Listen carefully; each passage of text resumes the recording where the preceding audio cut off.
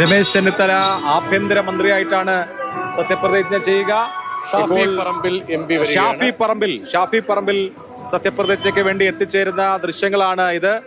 നേരത്തെ തന്നെ 8 മണിക്ക് തന്നെ 8:11 തന്നെ ഷാഫി പറമ്പിൽ MP സത്യപ്രതിജ്ഞയ്ക്കായി എത്തിച്ചേർന്നിരിക്കുകയാണ്. LED സ്ക്രീനിൽ വലിയ ഡിസ്പ്ലേ പ്ലേ ചെയ്യുന്നുണ്ട്. വലിയ ശബ്ദം കൂടി. കാരണം പലയിടത്തും ഡിസ്പ്ലേ സ്ക്രീനുകളുണ്ട്.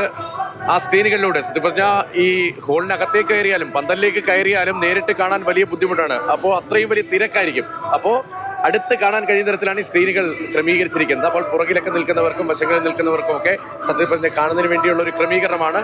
അതിലിപ്പോൾ ദൃശ്യങ്ങൾ പ്ലേ ചെയ്യുകയാണ്. അതിന്റെ വലിയ ശബ്ദം കൂടിയുണ്ട്.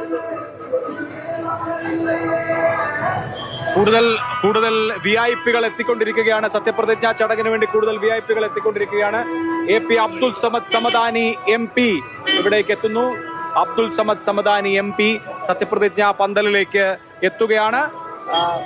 ഇനി ഓരോരുത്തരായി ഈ ചടങ്ങിൽ പങ്കെടുക്കാൻ എത്തിക്കൊണ്ടിരിക്കും. ഇപ്പോൾ അബ്ദുൽ സമദ് സമദാനി MP-യുടെ വാഹനം ഇവിടേക്ക് എത്തുകയാണ്.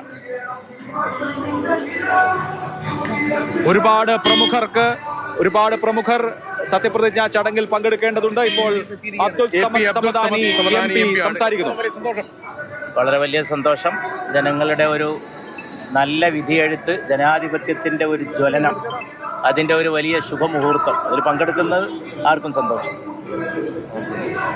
അബ്ദുൽ സമദ് സമദാനി MP ഉൾപ്പെടെ അല്പം ഇപ്പോൾ ഷാഫി പറമ്പിലാണ് അകത്തേക്ക് പോയത്. ഇപ്പോൾ അബ്ദുൽ സമദ് സമദാനി MP പോകുന്നു. അങ്ങനെ MP-മാർ ഉൾപ്പെടെയുള്ള VIP ഗേറ്റ് വഴി ആളുകൾ അകത്തേക്ക് പോകുന്നു. ചടങ്ങിൽ പങ്കെടുക്കാൻ എത്തുന്നതിന്റെ ദൃശ്യങ്ങളാണ് കാണുന്നത്. ഷാഫി പറമ്പിൽ MP എത്തിയ ദൃശ്യം കേരളത്തിന്റെ നാനാഭാഗങ്ങളിൽ നിന്നുള്ള ആളുകൾ, നേതാക്കൾ, പ്രവർത്തകരൊക്കെ സെൻട്രൽ സ്റ്റേഡിയത്തിലേക്ക് ഒഴുകി എത്തിക്കൊണ്ടിരിക്കുകയാണ്.